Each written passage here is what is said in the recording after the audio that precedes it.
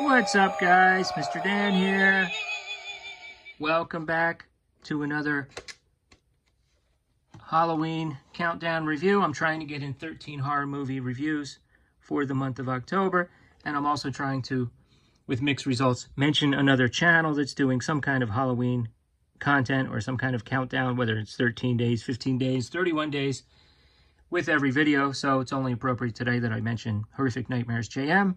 Jason was the one that recommended this movie to me. I mentioned to him that I saw it at the $5 bin at Walmart, but I left it in there because, you know, I've kind of dropped off with the Paranormal Activity franchise over the years. But you really don't need to see any of those to appreciate this one. And he recommended it, and it's a good one. Check out his channel. You're going to get some really interesting horror movie recommendations from his channel. He's got great content year-round, but especially the month of October. So go ahead and check it out.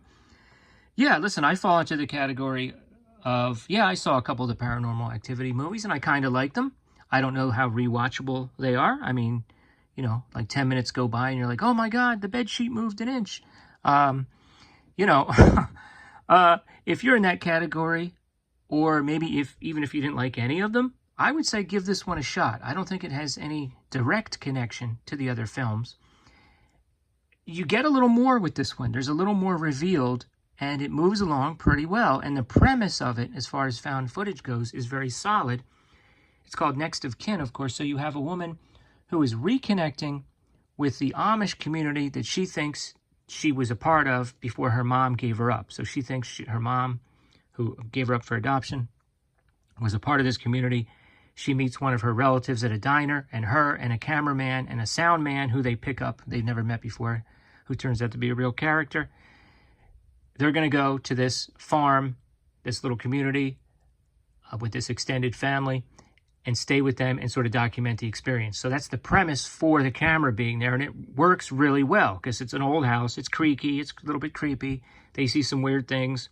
People going out at night to retrieve animals, you know, but if they've got torches, it kind of looks kind of creepy, and then it turns out there's a logical explanation for it. But some things don't turn out to really have a logical explanation as things go on. Some of the younger kids will say some things to her about her mom which don't really jive with what she was led to believe.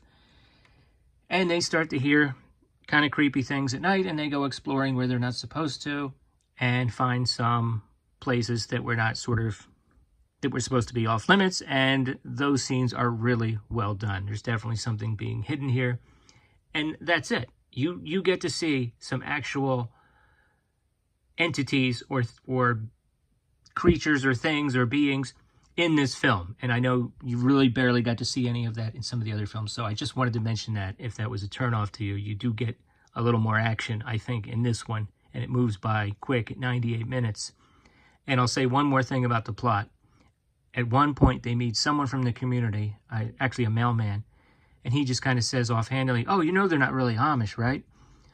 So that kind of like changes their sort of perspective on this whole extended family that they're staying with. Even if you're not a huge found footage guy, because I'm not necessarily, this is a pretty good one. I think it really worked overall. I did enjoy this. I do recommend it. If you haven't seen it, consider checking it out. Let me know in the comments below if you have, and take a quick look at the back. Okay. Come back again for another horror review on the channel, and I'll talk to you soon. Later.